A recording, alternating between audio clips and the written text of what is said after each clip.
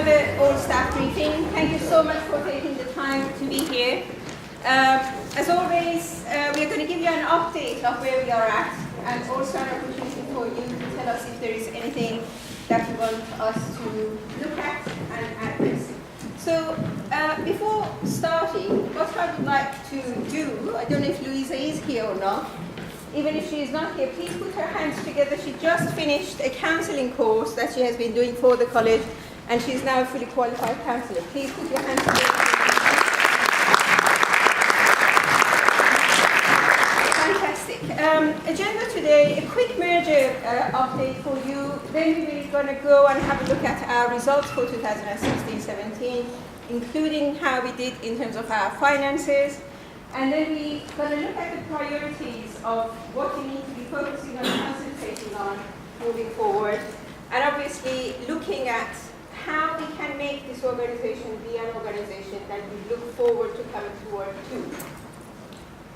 You all know that we started last year, if I do a comparison, we were that one at the top, drowning. Inadequate organization through and through, acknowledged by Ofsted. That then had a myriad of interventions that hit us, and you all pulled together, and we are in a better position. But we are not out of it yet. We are just about can breathe. So I want you to be absolutely sure and under no delusion that this is not an outstanding organization. It has started its journey to be outstanding. And the whole point of us pulling together towards that direction is acknowledging that it's not easy, that it's tough, that we have the resilience to go through what is needed for us to make it better. And almost relishing the toughness and showing that resilience. Enjoying it, because that's the only way you can get through when the going gets tough. I know that there has been a lot of issues that we have to deal with at the beginning of the academic year, with staffing issues, things that we have planned, that didn't go to plan, but none of those should take it away from you the fantastic results that we have had last year, the brilliant staff and colleagues and the teamwork that is the core and the ethos of this organization to make things better and not to shy away from calling it what it is and dealing with it. If any of you don't fancy being an Olympic champion, how many of you watch Olympic championship expectations that are on movies and so on? How many of you watch them? How many of you aspire to be one of them? Some of you do, but some of us, that requires what? Requires hard work, determination, absolutely killing ourselves to get there. If you want to be part of the Team EFC that is going for gold for 2020, that requires guts and grit. That requires toughness and resilience. And if you don't want to be part of this team, absolutely fine, but you need to know what you sign up for. I have been very honest and transparent with you when I have said it is tough, and I have role modeled and showed you my commitment and my professionalism in face of adversity. I've learned from many of you teaching me how to be tougher when the going gets tough. So don't want any of you to think this year is going to be a plain sailing. This is the year that things are even tougher. This is the year that we are in charge of our destiny. A lot of things that happened to us last year when we were drowning was above our head. We can now see where we are. We can breathe. We need to stay alive. And that requires all of us pulling together. If you don't agree, there's no shame in saying, thank you so much, I don't want to be a world champion, I'd far rather sit and watch it. But if you are part of this team, one college, one team, there's no blame. If things are not right, we work together to get it right. That's the approach, that's the ethos of a winning team. And you are fantastic in what you do. I have been privileged in going and seeing some of your sessions in the open day this week. And it has been lovely to see how wonderfully you entice and encourage and overcome the adversities that you have in the classroom. So don't think by a minute that you don't have the capabilities or the commitment to be that world champion, to be that EFC that is outstanding, to be a member of this organization that took this college from inadequacy to excellence. So let's have a look what we have to say. For me, this is all about persistence. If someone can read the text there, Phil, you have a good voice. Can you read what the translation of it is? Persistence, noun, to continue steadfastly or firmly in some state, purpose, course of action, or the like, especially in spite of opposition, remonstrance, etc. Do you agree with that? That's what persistence is. And a college that would move towards being excellent would aim for progress, not for perfection. We are at best a grade 3 college, a college that says it requires improvement. And that requiring improvement, none of us have a magic wand. And you know the circumstances that we are operating within. You're all a member of this community because you want to. We all have a choice. It's your choice to work and study here. It's your choice to encourage people to come and work here and study here. There is a choice. But we need to aim for progress, not perfection. We can all sit here, the best, most pristine environment. If you seek for negativity, you will find it. We need to seek for positive, and we need to keep our eyes open, and for us not to be promoting things that are not factual, promoting things that are not true, and be blasé, be like the ostrich in the sand. We need to call it what it is and deal with it. Do you agree with that approach? That's the only way we can seek perfection. But at this moment in time, we are not seeking perfection, we're seeking progress.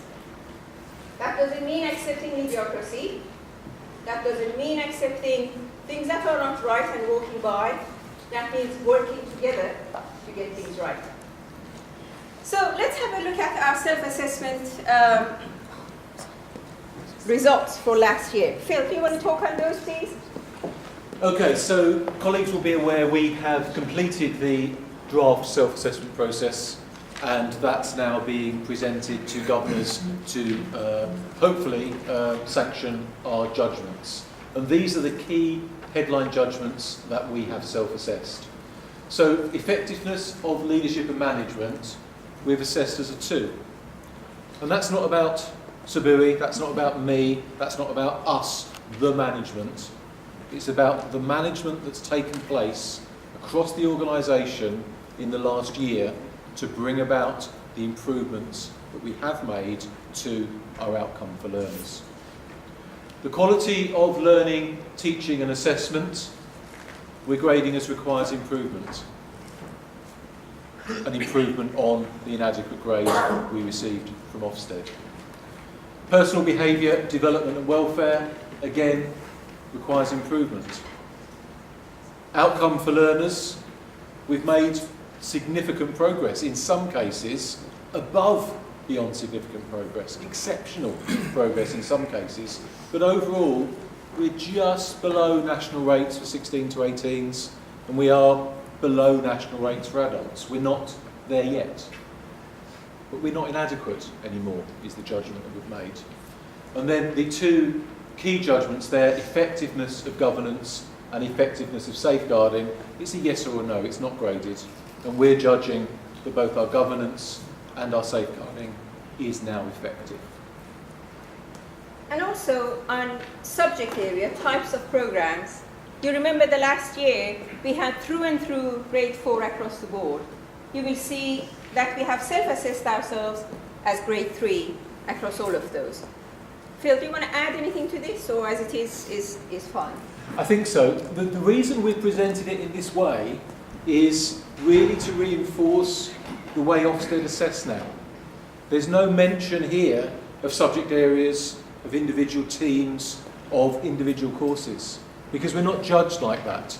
We're judged as a college, and we're judged on the provision in those categories. And it's really, really crucial that all of us now think in that way, particularly as we're now approaching the visit from Ofsted next week, the visit from the FEC, and the forthcoming RMV. So it requires improvement is the judgment for all of those provision types. So, celebrating success. It has been unprecedented successful results. You should be extremely proud of what we have achieved.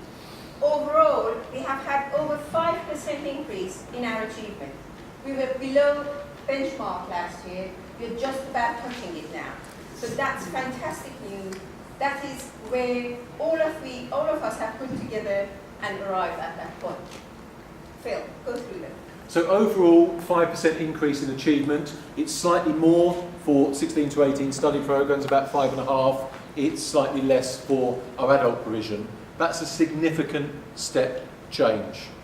And you'll be aware in the Ofsted report from November, it talks about the 10-year decline of this college. We've now improved in less than a year by 5% overall. And there's some real success stories here. Level 2 achievement has increased by 13%. That pushes us 5% above national rate. And you'll be aware from our enrolments this year, we are now becoming predominantly a level 2 college, whereas previously we've been predominantly a level 3 college. So that is really timely in terms of that shift to our profile. Our level 3 achievement last year was okay. We've built on that. It's increased by 3%, places at 3% above national rate for level 3 qualifications. And then in terms of individual subject areas, I haven't listed them all. There's more success than I've actually indicated there, but there's some of the headlines. The 23% increase in GCSE English, what used to be A star to C, puts us 14.4% above national rate. As we speak to other colleges about that, they're saying, what, how, what happened? Brilliant. So we've got something really to be proud of there.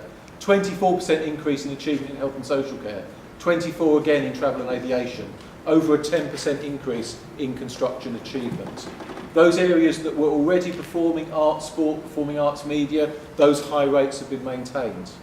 Our A-level pass rate, 98.7, as good or better than the local sixth forms. And value added, not where it needs to be yet, but is improving in both A-level and vocational. So there's some real success that is the impact of the hard work, the determination, the pain that we went through last year. That requires a fantastic round of applause. Please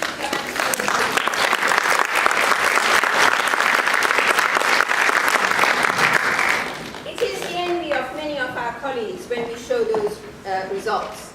An organisation who was drowning, who had inadequate Ofsted through and through. If you don't remember how embarrassing that Ofsted report was, please go and read it again.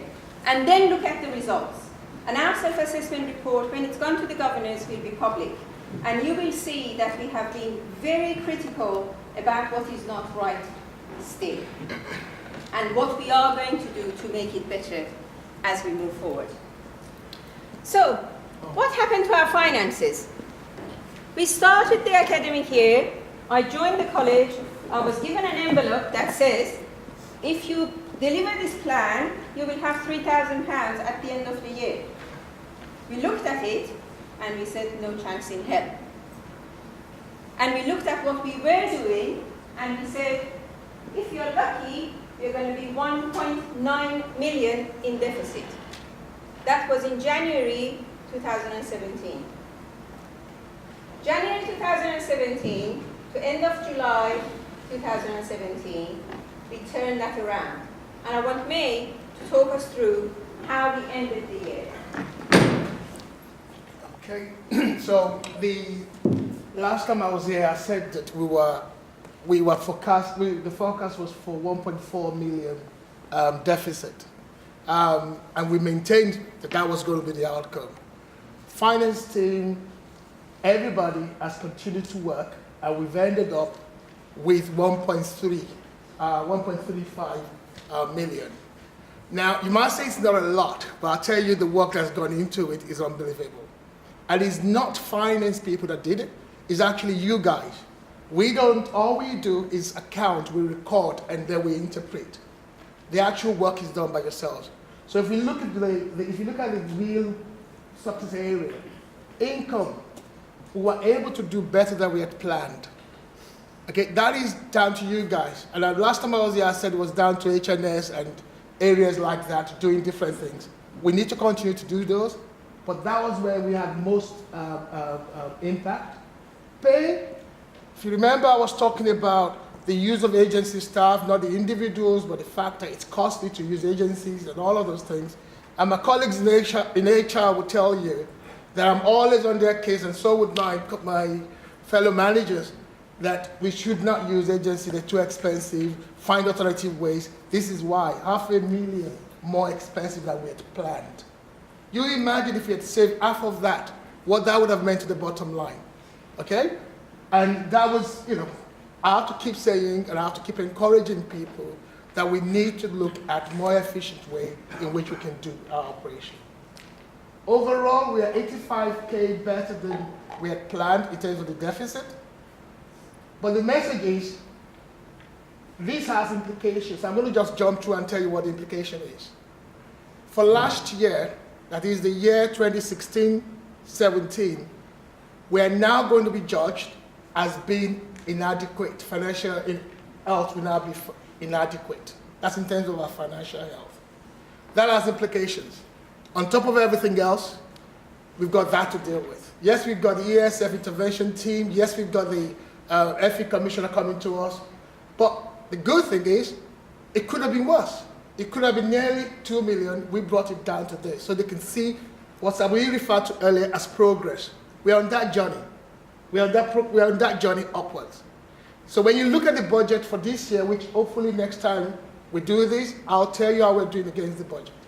So the budget next year says we're going to move from this inadequate position, all things being equal, and with the growth that we've got in our numbers, yeah, we're going to move from this inadequate to satisfactory next year.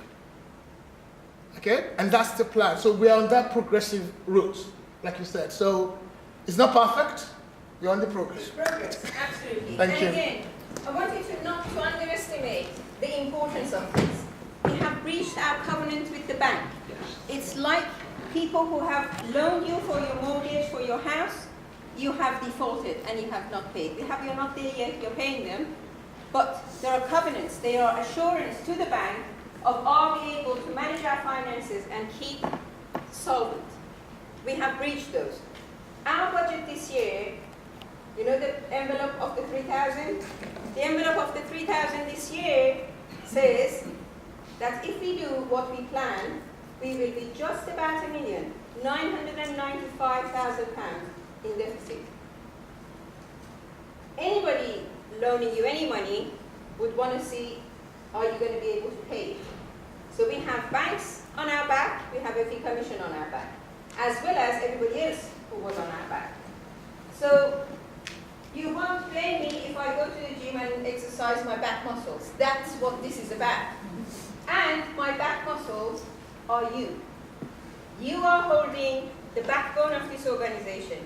And you need to be sure that you understand the implications of students walking out for us not to give them the best experience that we can give them.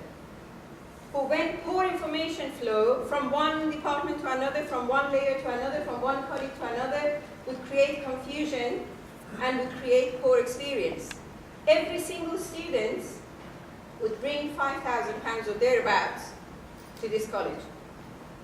Losing them, once we have recruited over our targets, is criminal, is not acceptable. So we need to all pull together to give the best experience and move from inadequacy to excellence. So, what else? What are the priorities? Phil? Following very neatly on from that, the priority absolutely has to be our learners. That's what we're here for, and it's about giving them the best possible experience, working together as one team. Good teaching, learning and assessment is our number one priority as an organisation, and pulling together as a team to ensure we're delivering that across every part of that learner study programme: English, maths, main programme, tutorial and enrichment. Lots and lots in place to support teachers with that. Can I just ask, how many of you have used the LTA Cafe so far? Just give me a show of hands if you've used it. Okay. Positive experience? Yeah, okay. Really, really valuable resource. If you need help, support, advice from the learning coaches or from Jackie with regard to eTracker, that's the place to go. Equally, if you just need to get away from the staff room, get away from your desk, plan, mark, that's the place to go. Please, please go and have a look, use it. I'm confident that that is going to be a key element in our arsenal of improving teaching, learning and assessment. Second priority is timetables. Timetables are settling. We know we've still got some specific issues in construction and in English and maths where we've either got staffing issues or we've got group size issues. What seems to be happening now with timetables is we've got a version control issue. We've got students with one printout, we've got teachers with another printout, and in most cases we've got the right information on the college system. Can we please ensure that we've got rid of all those old copies of timetables and that we are using the timetables that are on the system? And if we've still got problems, we need to pull together and resolve to change that and get that absolutely right. Linked to that is the priority around attendance. Our attendance data at the moment shows our student attendance year to date is 80%. Okay? You'll be aware we have an expectation all learners attend all classes on time, and we have a target of 90% attendance. Some of that will be real, some of that will be where we've transferred, withdrawn, moved, and we've got lots of absent marks still sitting there, even though the learner was absolutely not aware and not able to attend that class. We need to resolve that, but some of it is real, linked to the timetable issue. I really need every team in their morning meetings to start to focus on absent students and what are the actions going to be.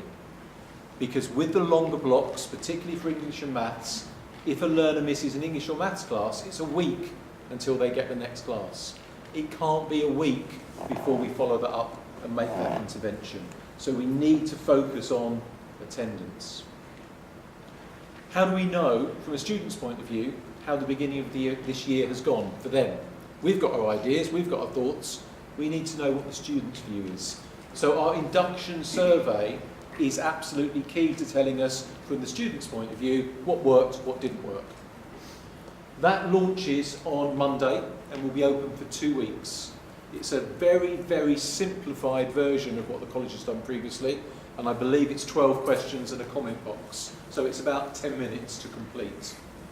We need to get a 90% completion target so that data is meaningful. So with your learning leader, can you please start to plan out when each of your groups will complete that survey over the next 2 weeks?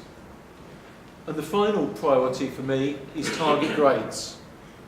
Do your learners know what their target grade is? Are you giving feedback to learners against that target grade? One of the things Ofsted will do, one of the things that our friends from the FEC will do, is they will ask students, what's your target? Are you meeting it? Are you on track? One of the things they will ask teachers is, how are these individuals getting on against their target grade? So we need to ensure they're set, recorded on eTracker, that your students are aware and you are aware of every single student's target grades. So they're what I think our priorities are over the next week or so. You might be surprised to see Ofsted and FEC quite small. It's going to happen. Harpreet will be in the building on Tuesday doing her support and challenge visit. But actually, what matters is what's above it. Because if that is right, everything else will fall into place. Thank you. And again, last year when I first started, I told you we do nothing for Ofsted, we do nothing for any regulator, we do everything for our learners. Learners are at the heart of everything that we do. That. Priorities, that's what it is. Remember that. If you're doing things that are for other people and it's not impacting on the experience of learners, why the heck are you doing it? Ask yourself that.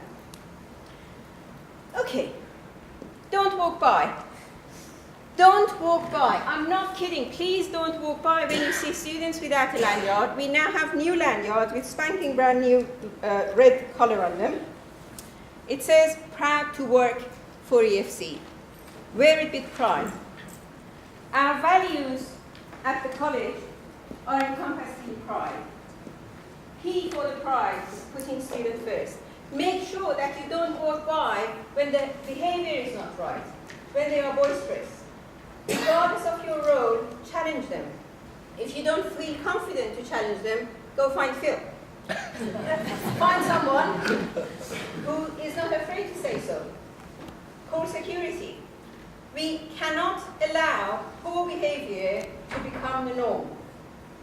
The lanyards and the hats and all the rest of it needs to be removed, and that is something that if every single one of us take it seriously, that would become a habit. Make sure that we have a presence in the morning, at the lunchtime, CLT is there. We need to show presence that we do care. The college leadership team and this organization are not hidden behind closed doors. I remember very clearly last year, Ofsted asked a group of staff, what sort of a principal is she? Does she have an open door? And I think one of the colleagues said, but she doesn't even have a door. I want that to be the case. Accessibility, your ability to say it as it is, don't walk by. If it's not right, you're not blaming another person. Come with a solution. Let's work together. Let's get it right. Make sure that we have clarity for brief for our security team, for them to know what are your visitors that are coming in, what is happening, if you have an event, if you're taking students out. Tell one another. Communication is the heart of all the problems that we have. Please make sure that the communication is taking place. And also, we need to make sure that what we try, what we explore, what we introduce is reviewed. Give your feedback. If things are not working, don't walk by. An exercise we did last week was the, what was it called, lockdown exercise. If it didn't work, or if there were concerns, let us know. Make sure you will send your feedback about anything, including the lockdown process, to us, so we know what's happening where and when. Lastly, feel good. That's it, that's an order. Everybody feel good now? Okay. It won't happen. You need to be very clear that what we are dealing with here, it's not easy. Ask anybody who's training for anything that is remotely hard to do. You don't enjoy doing it. But you do it because there is a prize. And what is our prize? Our prize is for this college to be outstanding and for us to be a smidgen of an influence in making it happen. This college will be here many, many years after all of us are gone. We are custodians of this organization, every single one of us. Take it seriously, and while you are at it, feel good, be good, look after yourself, look after your health, look after your sleeping patterns, look after the amount of exercise that you do, look after what you eat. We have fantastic catering now. Do you agree the food is much better than what it was last time? Very, very responsive catering manager. You know, if you want things to be differently, please do them. We have the morning sessions where we would be able to do a variety of feel-good sessions. Volunteer to do those. And I'm going to finish by giving you today. The fish philosophy. I don't know if you know it. Anybody heard of it? The fish philosophy? It talks about the hardest work that you can imagine. I will share a video about it. It's about a fish market. Can you imagine anywhere more horrible to be? You know, sweaty, all the rest of it. And they are one of the most fantastic, most motivated team that are being used in many, many business schools for training on teamwork and all the rest of it. They have a philosophy that has those 4 elements to it. The play, I'll start from the top. Choose your attitude is about you choosing your attitude of how you would behave in the face of adversity. We can all sit down and say, oh, I'm overwhelmed, I can't do anything, this is happening, that is happening, and so on. Or you can say, all of that is happening, and I can do this little bit good. Aim for progress, not for perfection.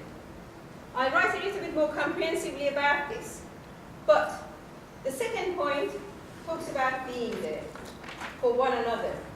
And very interestingly, it talks about being there for someone else. It's not for them, it's for you. Because when you do an act of kindness to someone else, okay, it might make them feel better, but you will feel much better, much more energized, because you've done something nice for someone. Can you relate to that? So next time you're out of energy, next time you're feeling, what the heck is going on here? Go find someone and do something nice for them. And ask them for that to be passed on. Believe in kindness, think kind, and pass it on. Be there for one another. I don't need to tell you this, you are there all the time. But what I'm saying, next time you're feeling really, really down, don't ask for help. Offer some to someone else and see the impact. Play is about bringing energy and laughter in everything that you do. Some of you might have thought when I introduced Free Hug Friday that she lost it now.